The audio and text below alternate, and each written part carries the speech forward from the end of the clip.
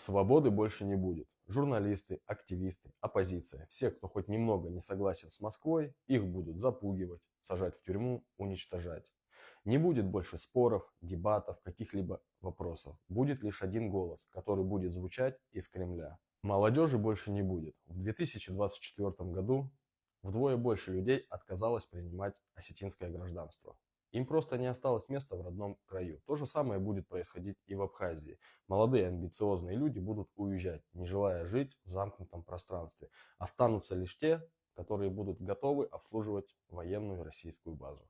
Российский бизнес поглотит все. Экономика исчезнет. Локальный бизнес Абхазии будет находиться под полным контролем России. И все, что останется местному населению, это работать за копейки на российских предприятиях.